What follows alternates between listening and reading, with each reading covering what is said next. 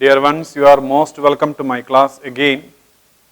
Now we are dealing with the charge, that is the subtopic and the chapter 17 of CRPC. So just we can go ahead. നമുക്ക് 211 തുടങ്ങിയുള്ള sections ആണ് ചാർജുമായിട്ട് ബന്ധപ്പെട്ടുള്ള കാര്യങ്ങൾ പറയുന്നത്.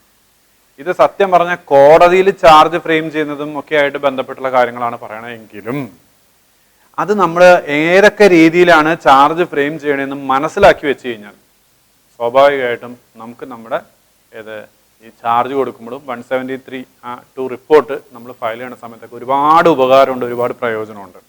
അതിനു വേണ്ടിയാണ് ഇത് പറയുന്നത് തന്നെ. അപ്പോൾ ഇത് മനസ്സിലാക്കുക നല്ലതുപോലെ. ഓക്കെ, അപ്പോൾ കോടതിയിലത്തെ കാര്യങ്ങളാണ് ഇവിടെ പോയിന്റ് ഔട്ട് ചെയ്യുക. അത് അങ്ങനെ ആയിക്കോട്ടെ, എന്നാലും കുഴപ്പമില്ല. സോ കണ്ടന്റ്സ് ഓഫ് ചാർജ്, ചാർജിൽ എന്തൊക്കെ കണ്ടന്റ് ആണ് ഉണ്ടാവേണ്ടത് അതാണ് ഒന്നാമത്തെ. നോക്കൂ, every charge under this code shall state the offence with which the accused is charged. അതായത് ആദ്യത്തെ കാര്യം എന്ന് പറയുന്നത് ഓരോ ചാർജും ഷാൾ സ്റ്റേറ്റ് ദ ഒഫൻസ്, ഒഫൻസിനെ പറ്റി പറയണം. With which the accused is charged എന്ന് പറഞ്ഞു കഴിഞ്ഞാൽ കോടതിയുടെ ചാർജിൽ അങ്ങനെയാണെന്ന് പറഞ്ഞു കഴിഞ്ഞാൽ നമ്മൾ കൊടുക്കുന്ന ചാർജിലും അത് പറയണം എന്നാ അതിന്റെ അർത്ഥം. നിങ്ങൾ മനസ്സിലാക്കണം. അതായത് കോടതിയുടെ ചാർജിൽ ഇതൊക്കെ ഉണ്ടാവണം എന്ന് പറഞ്ഞാൽ അതിന്റെ അർത്ഥം നമ്മൾ കൊടുക്കുന്ന ഫൈനൽ ചാർജ് അല്ലേ. അപ്പൊ നമ്മുടെ ചാർജിലും, കാരണം ഇത് നോക്കിയിട്ടാണ് കോടതി ചാർജ് ഫ്രെയിം ചെയ്യുന്നത്, ചാർജ് ഉണ്ടാക്കുന്നതൊക്കെ കോടതി നമ്മുടെ ചാർജ് നോക്കിയിട്ടാണ്. അപ്പൊ അതുകൊണ്ട് നമ്മൾ ഫയൽ ചെയ്യുന്ന ചാർജിലും ഈ പറയണതൊക്കെ ഉണ്ടാവണം. അപ്പൊ എന്താണ് ഒഫൻസ് അത് കൃത്യമായിട്ട് പറയണം. ഇപ്പൊ മോഷണമാണെങ്കിൽ മോഷണം, കൊലപാതകമാണെങ്കിൽ കൊലപാതകം, ഇല്ലീഗൽ ആയിട്ടുള്ള പൊസഷൻ ആണെങ്കിൽ ഇല്ലീഗൽ ആയിട്ടുള്ള പൊസഷൻ. ഇപ്പൊ അറാക്ക്, ചാരായം അനധികൃതമായിട്ട് കൈവശം വെച്ചു എന്നുള്ളതാണ് ഒഫൻസ് എങ്കിൽ അത് കൃത്യമായിട്ട് പറയണം. അതാണ് ഒഫൻസ് എന്ന് പറയണം. അപ്പൊ ഒഫൻസിന്റെ പേരുണ്ടെങ്കിൽ അത് പറയണം എന്നാണ് ഈ പറഞ്ഞതിന്റെ താല്പര്യം. ഓക്കെ, ഇനി സ്പെസിഫിക് ആയിട്ടുള്ള നെയിം ഇല്ല എന്ന് വിചാരിക്കാം. If the law which creates the offence gives it any specific name, ആദ്യം അത് പറയട്ടെ.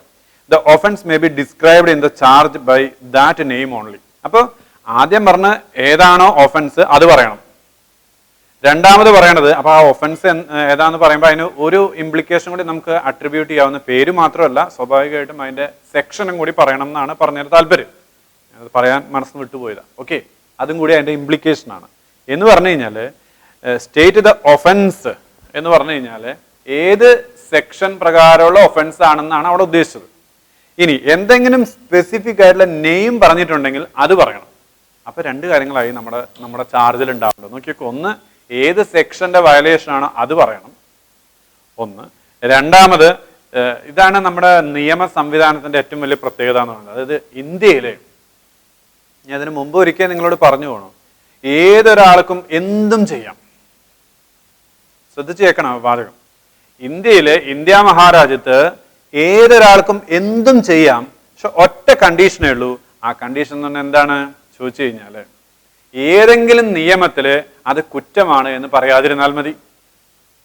ഏതെങ്കിലും നിയമം കൊണ്ട് അത് കുറ്റമാണെന്ന് പറഞ്ഞിട്ടുണ്ടെങ്കിൽ അത് ചെയ്യാൻ പറ്റില്ല. മറിച്ച് പറയാത്തിടത്തോളം കാലം എന്തും ചെയ്യാം. ഇത് നിങ്ങളോട് മുമ്പ് പറഞ്ഞിട്ടുള്ള കാര്യമാണ്. മനസ്സിലാവണ്ടോ എന്ന് എനിക്ക് അറിഞ്ഞൂടാ. അതായത് ഇപ്പം ഇന്ത്യൻ പീനൽ കോഡിലെ തെഫ്റ്റ് എന്ന് പറയുന്നത് പണിഷബിൾ ആണ് എന്ന് പറഞ്ഞുകൊണ്ടാണ് അത് ചെയ്യാൻ പാടില്ലാത്തതും നമ്മൾ പണിഷ്മെന്റ് ചെയ്തു കഴിഞ്ഞാൽ ആ വ്യക്തി പണിഷ്മെന്റ് അനുഭവിക്കേണ്ടി വരുന്നത്. അബ്കാരി ആക്ടില് മറ്റേ മദ്യം, അനധികൃതമായിട്ട് മദ്യ വിൽപ്പന പാടില്ല എന്ന് 55I പറഞ്ഞത് കൊണ്ടാണ് അത് ഒഫൻസ് ആയത്. ഇല്ലെങ്കിൽ ആർക്കും മദ്യം വിൽക്കാം, ആർക്കും മദ്യം ഉണ്ടാക്കാം. ഇതിവിടെ അബ്കാരി ആക്ടിൽ ഇങ്ങനെ പറഞ്ഞത് കൊണ്ടാണ് പ്രശ്നം, അല്ലെങ്കിൽ ഒരു പ്രശ്നമില്ല. അതാ ഞാൻ പറഞ്ഞ താല്പര്യം. അപ്പൊ ആർക്കും എന്തും ചെയ്യാം, മറിച്ച് ഏതെങ്കിലും നിയമത്തില് ഇത് തെറ്റാണെന്നും ഇത് ചെയ്യാൻ പാടില്ലെന്നും അത് ചെയ്തു കഴിഞ്ഞാൽ ഇതാണ് പണിഷ്മെന്റ് എന്ന് പറഞ്ഞിട്ടുണ്ടെങ്കിൽ അത് ചെയ്യാൻ ഒക്കില്ല. I think that you got the sense. Okay, പറഞ്ഞുകൊണ്ട് പറഞ്ഞാൽ ഇന്ത്യൻ പീനൽ കോഡിലെ ഇന്ത്യൻ കോൺസ്റ്റിറ്റ്യൂഷന്റെ article 20 ex post facto laws ഉണ്ട്. ഞാൻ എവിഡൻസിന്റെ ക്ലാസ്സിലാണ് പറഞ്ഞത്. എക്സ് പോസ്റ്റ് ഫാക്ടോ ലോസ് എന്ന് പറഞ്ഞിട്ട് ഒരു പ്രിൻസിപ്പിൾ ഉണ്ട്. എന്ന് പറഞ്ഞാൽ ഒരു നിയമം അത് എന്ന് തുടങ്ങി ഒരു കാര്യത്തെ കുറ്റകൃത്യമാക്കി മാറ്റുന്നുവോ അന്ന് തുടങ്ങി മാത്രമേ ആ ഒഫൻസ് എന്ത് ചെയ്യാൻ പറ്റുള്ളൂ, നമുക്ക് ചാർജ് ചെയ്യാൻ പറ്റുള്ളൂ. അതാണ് അതിന്റെ പ്രിൻസിപ്പിൾ. മനസ്സിലാക്കേണ്ടത് ഒരു സെറ്റ് ഓഫ് ഫാക്ട്സ് അല്ലെങ്കിൽ ഒരു ആക്ട് എന്ന് പറയുന്നത്, ഒരു ഡീഡ് എന്ന് പറയുന്നത്, ഒരു ആക്ഷൻ എന്ന് പറയുന്നത് എന്നാണോ നിയമം അതിനെ കുറ്റകൃത്യമായിട്ട് പറയുന്നത് ആ ഡേറ്റ് തുടങ്ങി മാത്രമേ നമുക്ക് അതിൽ എന്ത് ചെയ്യാൻ പറ്റുള്ളൂ, അയാളെ ബുക്ക് ചെയ്യാൻ പറ്റുള്ളൂ. അല്ലാത്തടത്തോളം കാലം അയാളെ ബുക്ക് ചെയ്യാൻ പറ്റില്ല. ഇപ്പോൾ എക്സാമ്പിൾ ആയിട്ട് പറഞ്ഞെങ്കിൽ റാഗിങ് പ്രോഹിബിഷൻ ആക്ട് ഉണ്ട്. ഈ റാഗിങ് പ്രോഹിബിഷൻ ആക്ടില് ഉള്ള കാര്യം എന്താണെങ്കിൽ, എൻ്റെ ഓർമ്മ 98 98 തോന്നുന്നു. ആ കാലഘട്ടത്തിലാണ് ഇത് വരുന്നത്. അപ്പൊ 98 മുന്നേ റാഗിങ് ഇല്ലേ? ഉണ്ട്. 98 മുന്നേ റാഗിങ് ഉണ്ട്. ഞാൻ ലോ കോളേജിൽ നിന്നപ്പോൾ എനിക്കും കുറച്ചൊക്കെ കിട്ടിയിട്ടുണ്ട് റാഗിങ് എന്ന് പറയുന്നത്. പറഞ്ഞു മനസ്സിലായ? അപ്പൊ 98 മുന്നേയും റാഗിങ് ഉണ്ട്. പക്ഷേ റാഗിങ് പ്രോഹിബിഷൻ ആക്ട് വന്ന ആ ഡേറ്റ് എന്നാണത് നോട്ടിഫൈ ചെയ്തിട്ട് ഇന്ന് തുടങ്ങി പ്രാബല്യത്തിലാണ് ഗസറ്റിൽ നോട്ടിഫൈ ചെയ്യുന്ന ഡേറ്റ് ഉണ്ടല്ലോ, അന്ന് തുടങ്ങി മാത്രമേ ചെയ്യുന്ന കാര്യങ്ങൾക്ക് ഈ ആക്ട് പ്രകാരം കേസെടുക്കാൻ പറ്റുള്ളൂ. ഇതാണ് അതിന്റെ എക്സ് പോസ്റ്റ് ഫാക്ടോ ലോസ് എന്നുള്ളതിന്റെ താല്പര്യം. അത്രയേ ഉള്ളൂ. അവിടെ വേറെ 2 പ്രിൻസിപ്പിളും കൂടി പറഞ്ഞു വെച്ചിട്ടുണ്ട്. അതും ഞാൻ കഴിഞ്ഞ ക്ലാസ്സിൽ പറഞ്ഞതാണെന്നാണ് എൻ്റെ ഓർമ്മ. ഒന്ന് ഡബിൾ ജിയോ പാടി എന്ന് പറയും. ഡബിൾ ജിയോ പാടി എന്നുള്ളതുകൊണ്ട് ഉദ്ദേശിക്കുന്നത് ഒരു കാരണവശാലും ഒരു വ്യക്തിയെ ഒന്നിൽ കൂടുതൽ തവണ വിചാരണ നടത്താനോ, ഒരു ഒഫൻസിന് ഒന്നിൽ കൂടുതൽ തവണ വിചാരണ നടത്താനോ ഒന്നിൽ കൂടുതൽ തവണ പണിഷ് ചെയ്യാനോ പാടില്ല. അതായത് ഒരു കാര്യത്തിന് ഒന്നിൽ കൂടുതൽ തവണ വിചാരണയോ ഒന്നിൽ കൂടുതൽ തവണ പണിഷ്മെന്റോ ഇല്ല എന്നർത്ഥം. ഒരു തവണ വിചാരണ നടത്തിയാൽ കഴിഞ്ഞു. ഇനി മൂന്നാമത്തെ സെൽഫ് ഇൻക്രിമിനേഷൻ എന്ന് പറയുന്ന പ്രിൻസിപ്പിളാണ് മൂന്നാമത്തെ പ്രിൻസിപ്പിൾ. ഈ 3 പ്രിൻസിപ്പിളാണ് അവിടെ ഉള്ളത്. ഇന്ത്യൻ ക്രിമിനൽ ജസ്റ്റിസ് സിസ്റ്റത്തിന്റെ ഏറ്റവും എന്താ പറയുക 3 പില്ലാറുകളാണ് ഈ 3 പില്ലാറുകൾ. ഇത് ഏറ്റവും വലിയ അവകാശമാണ് സത്യം പറഞ്ഞാൽ അക്യൂസിനെ സംബന്ധിച്ചിടത്തോളം. എക്സ്പോസ്റ്റ് ഫാക്ടോ ലോസ് എന്ന ഒരാളെ അയാൾക്കെതിരെ പറയാനായിട്ട് നിർബന്ധിക്കാൻ പാടില്ല. അത് സെൽഫ് ഇൻക്രിമിനേഷൻ എന്ന് പറയുന്ന സാധനമാണ്. എന്ന് പറഞ്ഞാൽ അയാൾക്കെതിരെ പറയാനായിട്ട് നിർബന്ധിക്കുക. അതാണ് ഈ പറയുന്നത്. നമ്മൾ ഈ കൺഫെഷനൊക്കെ വരുമ്പോൾ കൺഫെഷൻ എന്ന് പറഞ്ഞാൽ should be free of threat, inducement and promise എന്നാ പറഞ്ഞത്. അയാളെ നിർബന്ധിച്ചിട്ടോ പ്രേരിപ്പിച്ചിട്ടോ അല്ലെങ്കിൽ എന്തെങ്കിലും തെറ്റായുള്ള വാഗ്ദാനം നൽകിയിട്ടോ നമ്മൾ കൺഫെഷൻ റെക്കോർഡ് ചെയ്ത് കഴിഞ്ഞാൽ അത് സെൽഫ് ഇൻക്രിമിനേഷൻ. അതുകൊണ്ടാണ് കൺഫെഷൻ നിൽക്കാത്തത്. അപ്പൊ കൺഫെഷൻ എന്ന് പറഞ്ഞാൽ എങ്ങനെ വരണം? വളണ്ടറി ആയിട്ട് വരണം. അയാൾ സ്വമേധയാ പറയണമെങ്കിൽ no problem. But at the same time ഏതെങ്കിലും ഒരു വ്യക്തിയുടെ പ്രേരണ അയാൾ പറഞ്ഞു കഴിഞ്ഞാൽ അത് സെൽഫ് ഇൻക്രിമിനേഷൻ. അപ്പൊ ഇവിടെ നമ്മൾ മനസ്സിലാക്കേണ്ടത് എന്താണെങ്കിൽ ഒഫൻസ് എന്ന് പറയുന്നത് ഏതെങ്കിലും സെക്ഷനിൽ എന്ത് പറയണം?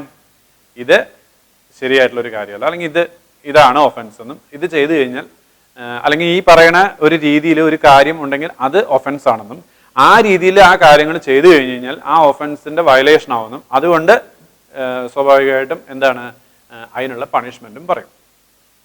അപ്പൊ നോക്കൂ, അപ്പൊ ഇവിടെ ഒഫൻസ് പറയണം എന്ന് പറയുമ്പോൾ സ്വാഭാവികമായിട്ടും നമ്മൾ സെക്ഷൻ എന്ന് മനസ്സിലാക്കാം.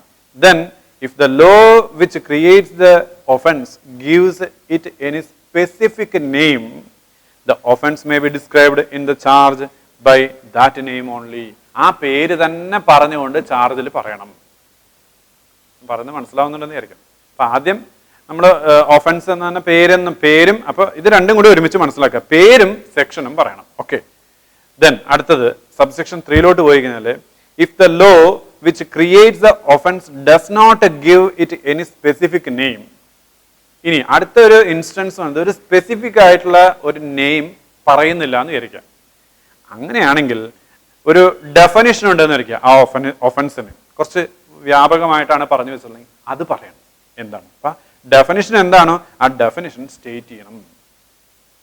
ദെൻ അടുത്തത് the fact that the charge is made is equivalent to a statement that every legal condition required by law to constitute that offense charged was fulfilled in the particular case. അപ്പോൾ അതായാലും മതി. അതായത് നേരത്തെ പറഞ്ഞ ആ ഒരു the fact that the charge is made, charge ഉണ്ടാക്കുക എന്ന് പറഞ്ഞു കഴിഞ്ഞാൽ അല്ലെങ്കിൽ ചാർജ് എന്ന് പറഞ്ഞാൽ എന്താ ഉദ്ദേശിക്കുന്നത് വെച്ച് കഴിഞ്ഞാൽ അത് ഒരു ലീഗൽ കണ്ടീഷൻ, നമ്മുടെ റിക്വയർമെന്റ് എന്താന്ന് ചോദിച്ചു കഴിഞ്ഞാൽ ചില സ്പെസിഫിക് ആയിട്ടുള്ള ചില കാര്യങ്ങളൊക്കെ ആയി കഴിഞ്ഞു കഴിഞ്ഞാൽ ഈ പറയുന്നതിന്റെ വയലേഷൻ ആവും.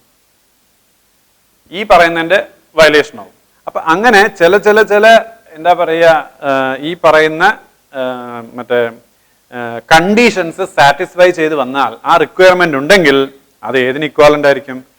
സ്വാഭാവികമായിട്ട് ആ ചാർജിന് മീൻസ് അല്ലെങ്കിൽ ആ എന്താ പറയുക ഒഫൻസിന് ഇക്വാലന്റ് ആയിട്ട് വരും. ഈ പറയുന്ന ഒഫൻസിന് ഇക്വാലന്റ് ആയിട്ട് വരും. അപ്പൊ അങ്ങനെയാണെങ്കിൽ അതായാലും മതി. ഓക്കെ. ഇനി അതുപോലെ തന്നെ പ്രീവിയസ്ലി കൺവിക്റ്റഡ് ആണെന്നുണ്ടെങ്കിൽ അതും പറയണം. ചിലപ്പോൾ ചില കേസുകളിൽ ഒരു തവണ പണിഷ് ചെയ്ത് കഴിഞ്ഞിട്ട് വീണ്ടും ഒരു പണിഷ്മെന്റ് വരികയാണെന്നുണ്ടെങ്കിൽ അതിൽ എൻഹാൻസ്ഡ് ആയിട്ടുള്ള പണിഷ്മെന്റ്സ് ഉണ്ട്. പല സെക്ഷനുകളിലും അങ്ങനെയുണ്ട്. അപ്പൊ അതുകൊണ്ട് അതായത് സ്ഥിരമായിട്ടുള്ള കുറ്റവാളിയാണെങ്കിൽ കൂടുതൽ പണിഷ്മെന്റ് കൊടുക്കണം എന്നുള്ളതാണ്. അപ്പോൾ അങ്ങനെ എന്താ പറയുക ഉണ്ടെങ്കിൽ അതുകൂടി വരണം. അപ്പൊ ഇത്രയേ ഉള്ളൂ സെക്ഷൻ 211 കൊണ്ട് നമ്മൾ മനസ്സിലാക്കേണ്ടത്. സിംപിളി പറഞ്ഞു കഴിഞ്ഞാൽ സെക്ഷൻ ഉണ്ടെങ്കിൽ ആ സെക്ഷൻ പറയണം, എന്തെങ്കിലും സ്പെസിഫിക് ആയിട്ടുള്ള പേരുണ്ടെങ്കിൽ അത് പറയണം. ഇനി അതില്ല എന്നുണ്ടെങ്കിൽ എന്താണോ നമ്മൾ വിവരിച്ചിട്ട് അത് എന്താണോ അത് പറഞ്ഞാലും മതി. ഇത്രയും കാര്യങ്ങളായിരുന്നു മനസ്സിലാക്കി കഴിഞ്ഞാൽ ദാറ്റ് ഈസ് ഇനഫ്. ഓക്കെ.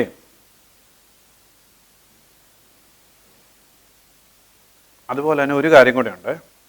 ഏത് നിയമത്തിന്റെ, അതും കൂടി ഇതിൽ പറഞ്ഞിട്ടുണ്ട്, ഏത് നിയമത്തിന്റെ വയലേഷൻ ആണെന്നും കൂടി പറയാം. ഇപ്പോൾ ഇന്ത്യൻ പീനൽ കോഡാണോ, അബ്കാരി ആക്ട് ആണോ, NDPS ആണോ, കോഡ് പേ ആണോ, അങ്ങനെ കൃത്യമായിട്ട് ഏത് നിയമത്തിന്റെ വയലേഷൻ ആണോ അത് പറയണം. ഇത്രയും കാര്യങ്ങളാണ് 211 കൊണ്ട് നമ്മൾ മനസ്സിലാക്കിയെടുക്കേണ്ടത്. ഓക്കെ. ഇനി 212 വന്നു കഴിഞ്ഞാൽ particulars as to time, place and person. ഇത് വളരെ ഇമ്പോർട്ടൻ്റ് ആയിട്ടുള്ള ഒരു കാര്യം കൂടിയാണ്. അതായത് എപ്പോഴും എന്ത് ചെയ്യണമെന്നുണ്ടെങ്കിൽ ടൈം, പ്ലേസ് അത് കൃത്യമായിട്ട് പറയണം. കാരണം എന്താണെന്ന് ചോദിച്ചു കഴിഞ്ഞാൽ നമ്മളെപ്പോഴും ഒഫൻസ് നമ്മൾ ചാർജ് ചെയ്യുന്നത് ഒരു പ്രത്യേക സമയത്ത് ഒരു പ്രത്യേക സ്ഥലത്ത് നടന്ന ഒഫൻസിന് വേണ്ടിയിട്ടാണ്. മനസ്സിലാവുന്നതാണ് ഇരിക്കും. ചിലപ്പം ഇതേ കാര്യം തന്നെ വീണ്ടും ആവർത്തിക്കുകയാണെങ്കിൽ അതിന് വേറെ എടുക്കാം. അങ്ങനെയൊക്കെ ഉണ്ട്. അപ്പം ഞാൻ പറഞ്ഞുകൊണ്ട് വരുന്നത് ഈ പറയുന്ന ഒഫൻസ് എവിടെ വെച്ചിട്ടാണ് നടന്നത്, ഏത് സമയത്താണ്, സമയം നമ്മൾ ഡേറ്റും ടൈമും, അതാണ് ഡേറ്റും ടൈമും ആയാലും ടൈം എന്ന് പറയുന്നത് കംപ്ലീറ്റ് ആവുള്ളൂ, അത്രയും പറയണം. അതാണ് the charge shall contain such particulars as to the time and place of the alleged offence and the person if any against whom or the thing if any in respect of which it was committed. അപ്പൊ ഏതെങ്കിലും വ്യക്തിക്ക് എതിരെയായിട്ടാണെങ്കിൽ അത് പറയണം. അതുപോലെ തന്നെ ഏതെങ്കിലും പ്രോപ്പർട്ടിക്ക് അല്ലെങ്കിൽ ഏതെങ്കിലും തിങ് എന്ന് പറഞ്ഞാൽ സാധനം, അപ്പൊ ഏതെങ്കിലും പ്രോപ്പർട്ടി വേണമെങ്കിൽ അപ്പൊ അതിന് എഗൻസ്റ്റ് ആണെങ്കിൽ അതും പറയണം. അത്രയും പറഞ്ഞാലേ ശരിയാവുള്ളൂ എന്ന് പറയുന്നതാണ് ഏത് സെക്ഷൻ 212. അതിനൊരു പ്രൊവിസോ ഉണ്ട് കേട്ടോ. അതിനൊരു പ്രൊവിസോ ഉണ്ട്. പ്രൊവിസോ പറയുന്നത് provided that the time included between the first and the last of such dates shall not exceed 1 year. അത് എന്തിനാ അങ്ങനെ വെച്ചിരിക്കുക എന്നുള്ളതും കൂടി ഞാനൊരു ഇത് പറഞ്ഞുതരാം. നിങ്ങൾക്ക് ഒരു എക്സാമ്പിൾ പറഞ്ഞുതരാം, എന്നാലും നിങ്ങൾക്ക് മനസ്സിലാവുള്ളൂ. അതായത് ഇപ്പോൾ ഒരു ട്രഷറിയിൽ തട്ടിപ്പ് നടത്തുകയെന്ന് വിചാരിക്കുക ഒരാൾ. അങ്ങനെ തട്ടിപ്പ് നടത്തുന്ന ഒരു ആള്, അതായത് ഒരു പർട്ടിക്കുലർ ഡേറ്റിന് കുറച്ച് പൈസ എടുത്തു, ഒരു 10,000 രൂപ തട്ടിച്ചു. അത് കഴിഞ്ഞിട്ട് ഒരു 6 മാസം കഴിഞ്ഞപ്പോൾ ഇത് ആരും പിടിക്കുന്നത് കാണാനില്ല. അപ്പൊ ഇയാൾക്ക് ഇതിനുവേണ്ടി ആത്മവിശ്വാസമായി, ഏത് കുറച്ചും കൂടി ഒരു കോൺഫിഡൻസ് തോന്നി ഇത് നടത്താനായിട്ട്. അപ്പൊ പിന്നീട് അയാൾ ഒരു 50,000 തട്ടിച്ചു, അതും ആരും പിടിക്കുന്നില്ല. അപ്പൊ ഒരു 5-6 മാസം കൂടി ഇയാൾ വെയിറ്റ് ചെയ്തു. അത് കഴിഞ്ഞപ്പോൾ ഇയാൾ ഒരു 5 ലക്ഷം ട്രഷറിയിൽ നിന്ന് തട്ടിച്ചു എന്നിരിക്കും. എത്രയായി?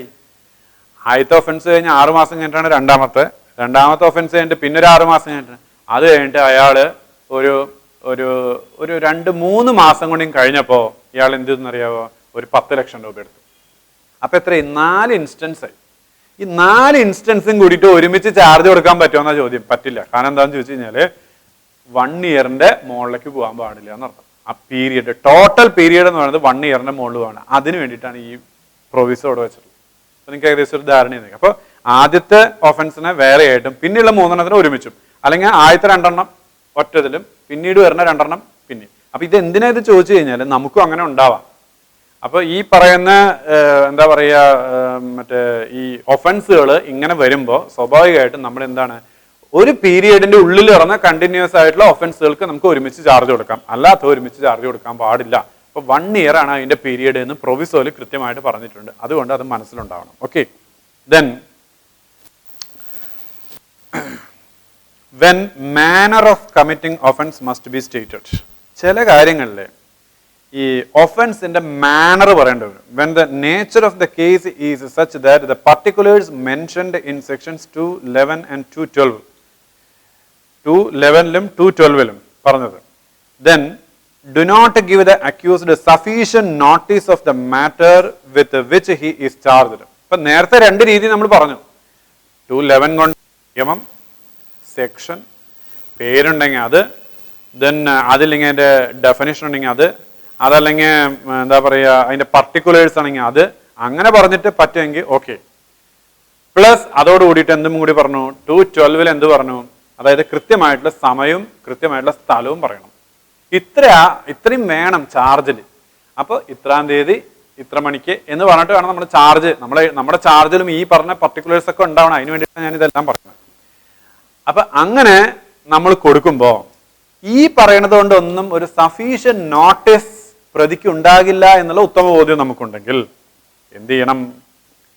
The charge shall also contain such particulars of the manner in which the alleged offence was committed as well as be sufficient for that purpose. നോക്കൂ, shall also contain such particulars.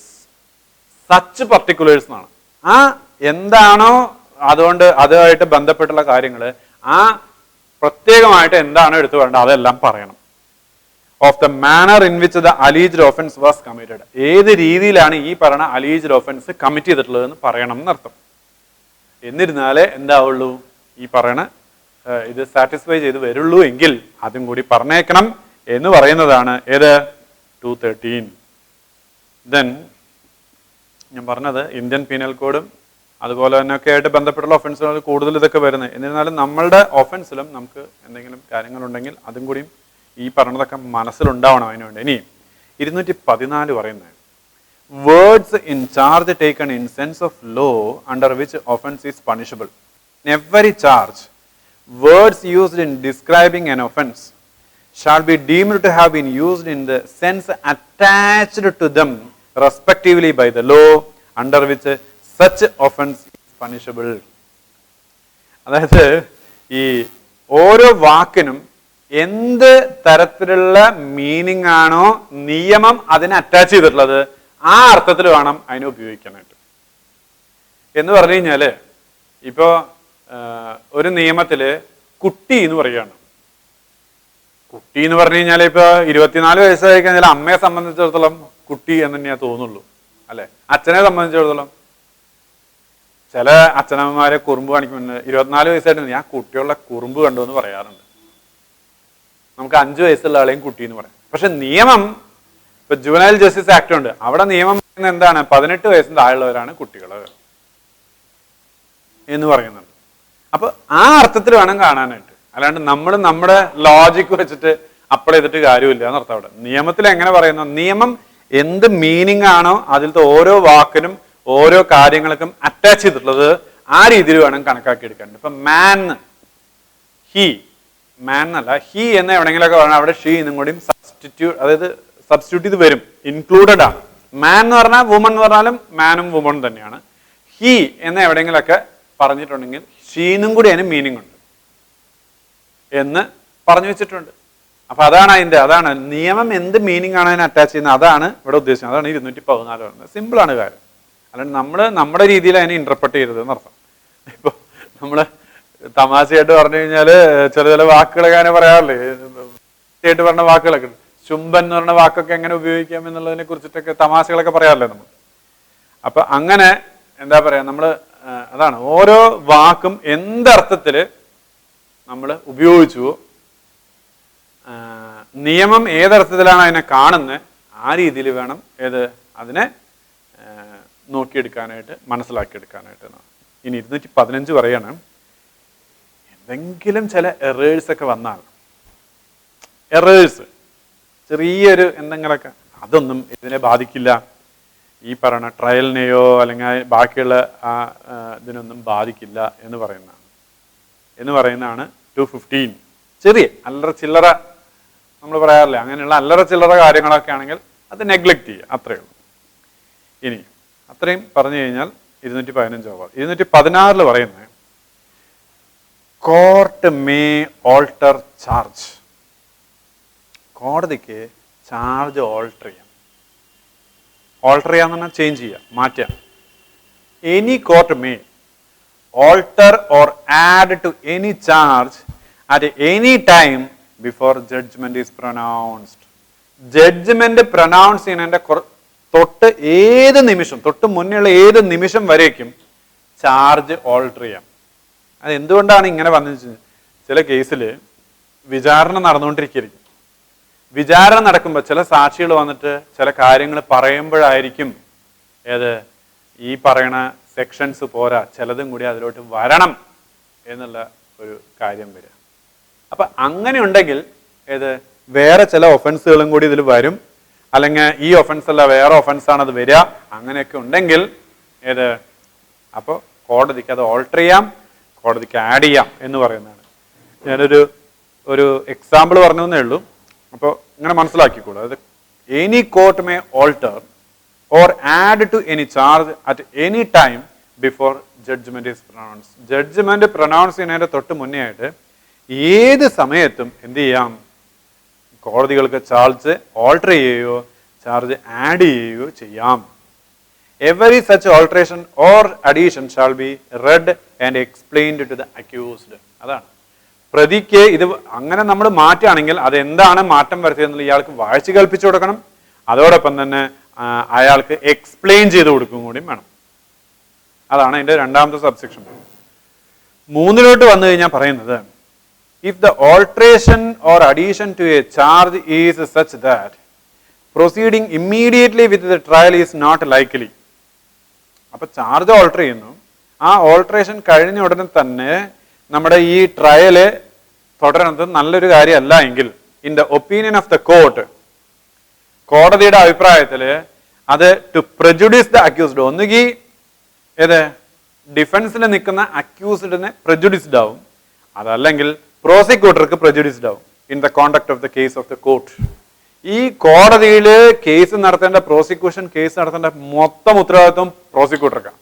അപ്പൊ ആ പ്രോസിക്യൂട്ടർക്കോ അല്ലെങ്കിൽ ഡിഫൻസിനോ അക്യൂസ്ഡിനോ, അതാണ് രണ്ടുപേരും പേരെടുത്തിട്ടാ പറഞ്ഞിട്ടുള്ളത്, നിങ്ങൾ മനസ്സിലാക്കണം. അതായത് ഒന്ന് എന്താണ് അക്യൂസ്ഡ്, മറ്റത് പ്രോസിക്യൂട്ടർ എന്നാ പറഞ്ഞിട്ടുള്ളത്. അപ്പൊ ഇവർക്ക് രണ്ടുപേർക്കും പ്രജുഡീസ്ഡ് ആകും എങ്കിൽ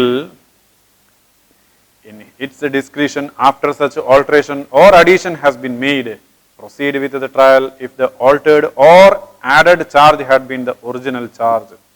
അപ്പോ നോക്കൂ, അങ്ങനെയാണെങ്കിൽ എന്ത് ചെയ്യാം? വേണമെങ്കിൽ അവിടെ സ്റ്റോപ്പ് ചെയ്യാം, എന്നിട്ട് ബാക്കിയുള്ള എന്താ പറയുക പ്രൊസീജിയറൊക്കെ കംപ്ലീറ്റ് ചെയ്തതിന് ശേഷം ബാക്കിയുള്ള ട്രയൽ തുടങ്ങിയാൽ മതി. ചിലപ്പം കാര്യങ്ങളാണെങ്കിൽ വേണമെങ്കിൽ തുടങ്ങാം, അതല്ലെങ്കിൽ അവിടുന്ന് അങ്ങോട്ട് ഇനി പുതിയ കേസ് പോലെ തുടങ്ങാം, അതല്ലെങ്കിൽ നേരത്തെ വിസ്തരിച്ചിട്ടുള്ള സാക്ഷികളൊക്കെ വേണമെങ്കിൽ വീണ്ടും വിളിച്ചു വരുത്താം. ഇങ്ങനെ കുറെ ഒരുപാട് ഓപ്ഷൻസ് ഉണ്ട്. അപ്പൊ സത്യം പറഞ്ഞാൽ ഇവിടെ ഇത്രയേ ഉള്ളൂ കാര്യം. അതായത് it should not be prejudiced either to the accused or to the prosecutor. അതാണെങ്കിൽ എന്ത് ചെയ്യാം? മുന്നോട്ട് പോകാം.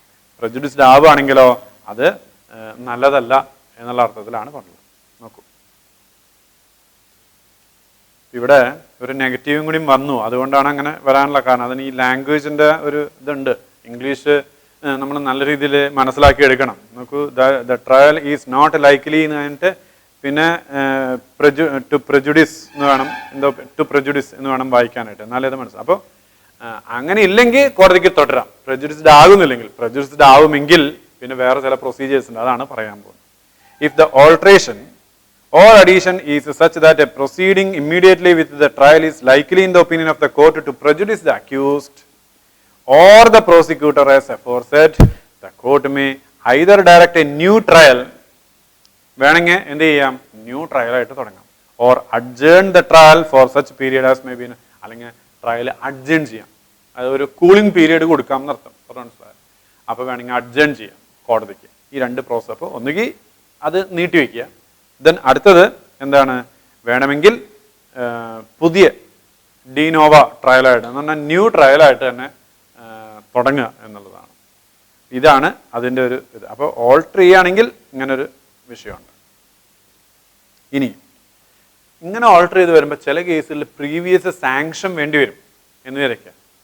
അതായത് ചില നിങ്ങൾക്കറിയാലോ ചില സെക്ഷനുകൾ പ്രകാരം കേസ് എടുക്കണം എന്നുണ്ടെങ്കിൽ ഇന്ത്യൻ പീനൽ കോഡിലൊക്കെ എടുക്കണം എന്നുണ്ടെങ്കിൽ ഇപ്പോൾ 153A പോലെയുള്ള 153 പോലുള്ള ഇങ്ങനെയുള്ള കേസുകളിലൊക്കെ എടുക്കണമെന്നുണ്ടെങ്കിൽ എന്ത് വേണം? സ്വാഭാവികമായിട്ടും previous sanction of the concerned government, either the state government or the central government is necessary. അപ്പോൾ ഈ പ്രീവിയസ് സാങ്ഷൻ വേണ്ട ഒരു കേസാണ് എങ്കിൽ ആ കേസ് എന്ത് ചെയ്യണം? അത്ര വരേക്ക് അത് സ്റ്റേ പോലെ അത് ഒന്നും ചെയ്യാണ്ട് അത് അവിടെ അങ്ങനെ വെക്കണം. എന്നിട്ട് സാങ്ഷൻ വന്നതിന് ശേഷം വേണം എന്ത് ചെയ്യാനായിട്ട് തുടങ്ങാൻ. സാങ്ഷൻ ഇല്ലെങ്കിലോ സ്വാഭാവികമായിട്ടും നേരത്തെ എന്ത് പൊസിഷനിലാണ് ഉണ്ടായിരുന്നത് ആ പൊസിഷനിലേക്ക് പോവുകയും ചെയ്യും. ഇതാണ് അതിന്റെ പ്രത്യേകത. ഓക്കെ, 216 മനസ്സിലാകുന്നത്. ഇനി 217 പറയുന്നത് recall of witness when charge altered. അതാണ് ചാർജ് ഓൾട്ടർ ചെയ്ത് കഴിഞ്ഞാൽ വേണമെങ്കിൽ whenever a charge is altered or added by the court after the commencement of the trial, the prosecutor and the accused shall be allowed. ഒന്നുകിൽ prosecutor അല്ലെങ്കിൽ അക്യൂസ്ഡിനെ allow ചെയ്യണം. എന്തിനു വേണ്ടിയിട്ട്? To recall or re-summon and examine with reference to such alteration or addition any witness who may have been examined. Already examine ചെയ്തിട്ടുള്ള സാക്ഷിയെ വീണ്ടും വിളിച്ചു വരുത്താണ്. എന്തിനു വേണ്ടിയിട്ടാണ്? വീണ്ടും ഈ പറയുന്ന ചാർജിന്റെ പുറത്ത്, ഓൾട്ടർ ചെയ്ത ചാർജിന്റെ പുറത്ത് വീണ്ടും എക്സാമിനേഷൻ നടത്താനായിട്ട് നടത്തും. അങ്ങനെ മെറ്റീരിയൽ ആയിട്ടുള്ള ബാക്കി ഏത് സാക്ഷികളെയും വേണമെങ്കിൽ വിളിച്ചു വരുത്താം. പുറത്തുനിന്ന് വേറെ സാക്ഷികളെ ആഡ് ചെയ്യണമെങ്കിൽ ആഡ് ചെയ്യാം. ഇതിനൊക്കെയുള്ള സംവിധാനം 217 217 അത്രയും കാര്യങ്ങളാണ് മനസ്സിലാക്കുക. ഇത്രയും കാര്യങ്ങൾ പറഞ്ഞു കഴിഞ്ഞാൽ ചാർജ്. ഇനി ജോയിന്റ് ഓഫ് ചാർജസ് ആണ് അടുത്ത ഇതിൽ പറയാനുള്ളത്. അപ്പോൾ നോക്കി ഒരിക്കൽ കൂടി ഞാൻ പറയാം. അതായത് നമ്മൾ ചാർജ് കൊടുക്കുന്ന സമയത്ത് എന്തൊക്കെ ഉണ്ടാവണം അത് ആ ഒരു വ്യൂവിൽ നമ്മൾ നിന്നാൽ മതി. കോടതി ചാർജ് ഫ്രെയിം ചെയ്യുന്ന കാര്യങ്ങളിടോ പറഞ്ഞ് ചാർജ് കൊടുക്കുന്ന സമയത്ത് എന്തൊക്കെ പറയണമെന്നുണ്ടെങ്കിൽ ഒഫൻസ് എന്താണെന്ന് പറയണം. ഒഫൻസിന്റെ സ്പെസിഫിക് ആയിട്ടുള്ള നെയിം പറഞ്ഞിട്ടുണ്ടെങ്കിൽ അത് പറയണം. സ്പെസിഫിക് ആയിട്ടുള്ള നെയിം ഇല്ലെങ്കിൽ അതിന്റെ ഡെഫിനിഷനോ അല്ലെങ്കിൽ അതിന്റെ പർട്ടിക്കുലേഴ്സോ അതിന്റെ നിർവചനോ അല്ലെങ്കിൽ അങ്ങനെയുള്ളത് എന്താണെങ്കിൽ അത് പറയണം. ഇനി അതുപോലെ തന്നെ ഏത് നിയമത്തിന്റെ വയലേഷൻ ആണോ അത് പറയണം. അതുപോലെ തന്നെ അതിലെ ഏത് സെക്ഷന്റെ വയലേഷൻ ആണോ അത് പറയണം. അതുപോലെ തന്നെ ഇനി ചാർജ് വേറെ രീതിയിൽ എന്താ പറയുക, വേറെ കുറച്ച് ഇതിനോട് ഇക്വാലന്റ് ആയിട്ട് ഏതെങ്കിലും ഉള്ളതാണെങ്കിൽ അത് പറയണം.